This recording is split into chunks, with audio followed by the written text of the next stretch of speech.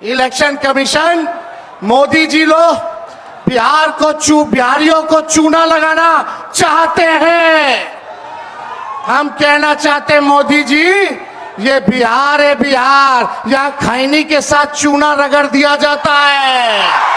मैं आपको स्टेट से कह रहा हूं कि पूरे हिंदुस्तान में विधानसभा के चुनाव, लोकसभा के चुनाव चोरी किए जा रहे हैं और इनकी आखिरी साजिश यह है कि बिहार में एसआईआर करके नए वोटरों को जोड़कर, वोटरों को काटकर ये बिहार का चुनाव चोरी करें।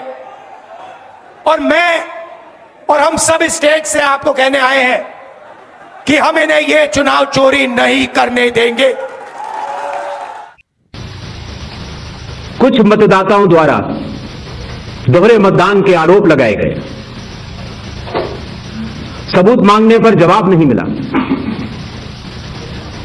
ऐसे मिथ्या आरोपों से न तो चुनाव आयोग डरता है और न ही कोई मतदाता।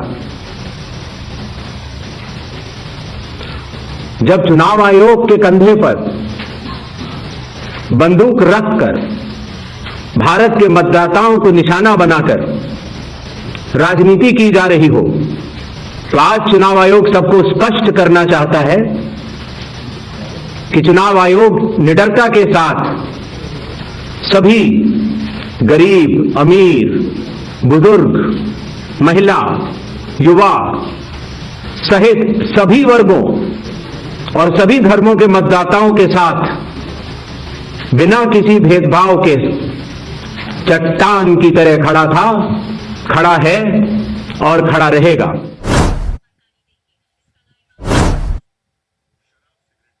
श्री गणेश कुमार, मेरा नाम परंजॉय गुहा ठाकुरता है। मैं फ्रीलांस जर्नलिस्ट हूँ।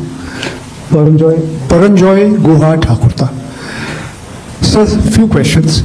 इतना हड़बड़ी में आपको एसआईआर करने का क्या जरूरत है जब बाहर चल रहे बिहार में बारिश के समय, और समय बहुत लोग कह रहे हैं बहुत कम है।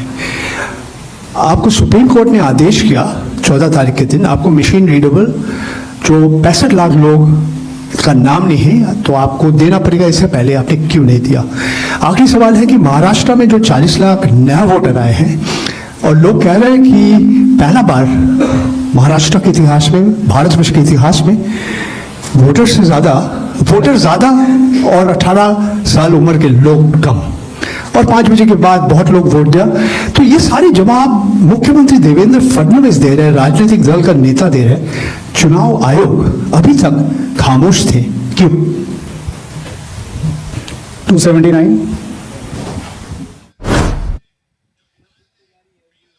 इस बात का ग्रेडिंग कैसे की जाएगी कि जो अभी आपने उदाहरण देके बताया कि ईपीआईसी में एक आदमी नाम डुप्लीकेट करेगा, जब तक आपके पास कोई यूनिक फीचर नहीं होगा, जैसे आधार के मामले में बायोमेट्रिक्स एक यूनिक फीचर का काम करता है हर इंडिविजुअल के लिए ना, उसी तरीके से अगर आप ईपीआईसी से इसको नहीं जोड़ेंगे तो ये संभव ही नहीं है कि आप कभी जिंदगी में डुप्लीकेसी को चेक कर पाए, चाहे कितने एफर्ट्स कर ले। यहां आपको टेक्नोलॉजी की ही मदद लेनी पड़ेगी, मैनुअली ये ह्यूमनली पॉसिबल नहीं है।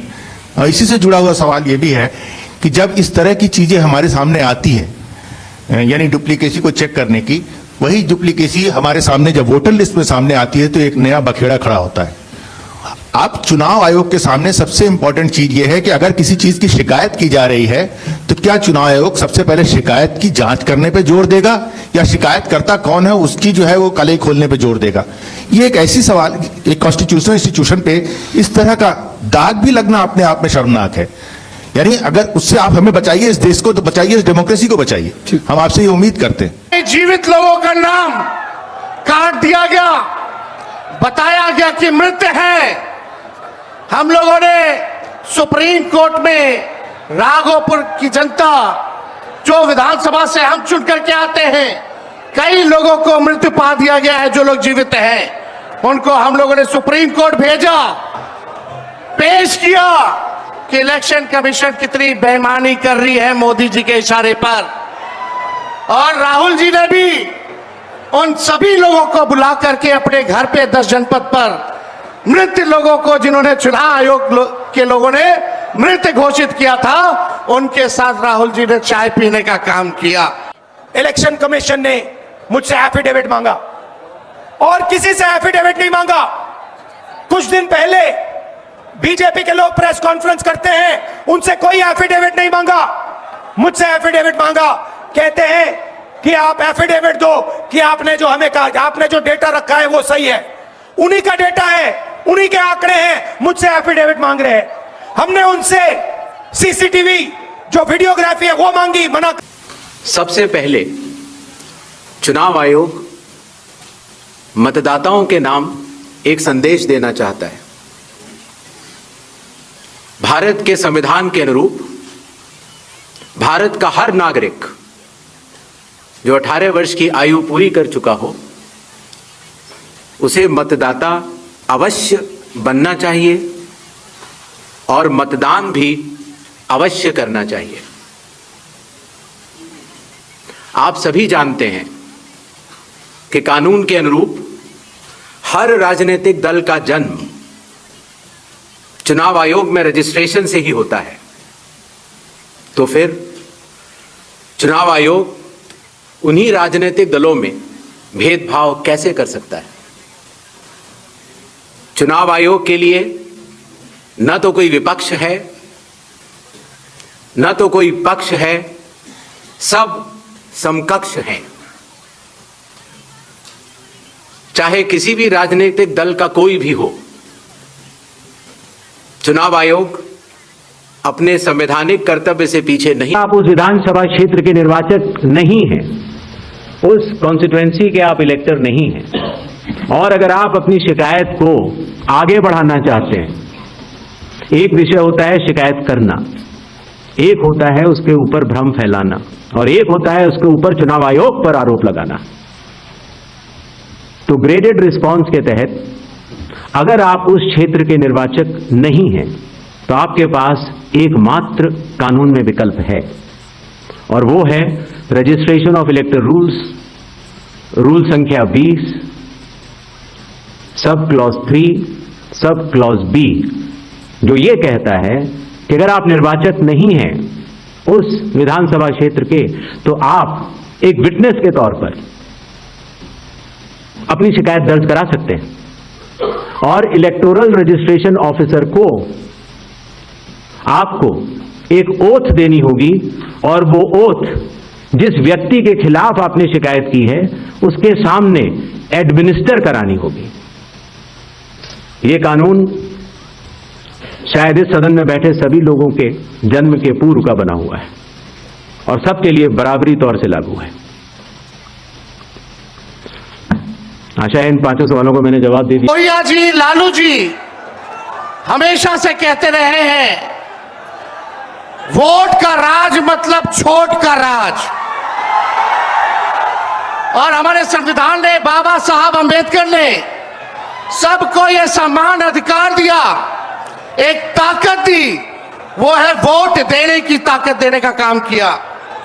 चाहे कितना गरीब से गरीब क्यों ना हो, कमजोर क्यों ना हो, अमीर से अमीर क्यों ना हो, ताकतवर क्यों ना हो, सबको एक वोट देने का अधिकार जो है हमारे संविधान ने देने का काम किया।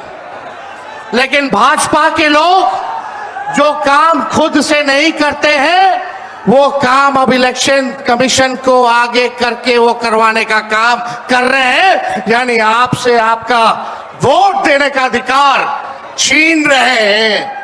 और लालू प्रसाद यादव भी पूरे फॉर्म में थे। उन्होंने कहा शोर को हटाओ और हमें जिताओ। सुनते हैं पूर्व मुख्यमंत्री लालू प्रसाद यादव की ये बात। चोरों को हटाइए, बीजेपी को भगाइए, और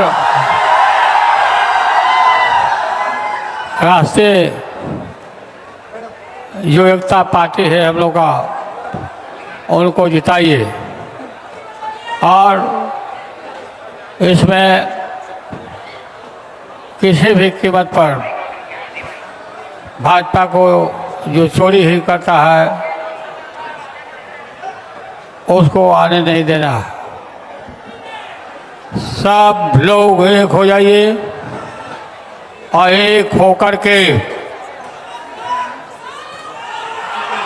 राहुल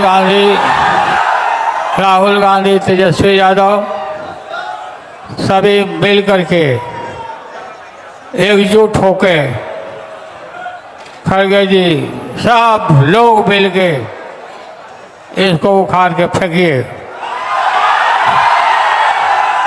लोकतंत्र को मजबूत होने दीजिए। लागल लागल झुलनिया में धाका, लागल लागल झुलनिया में धाका, बल्लम कल कक्का चला। आप सबको बहुत बहुत धन्यवाद। जिंदाबाद राहुल गांधी, जिंदाबाद खड़गे साहब, जिंदाबाद तेजस्वी यादव।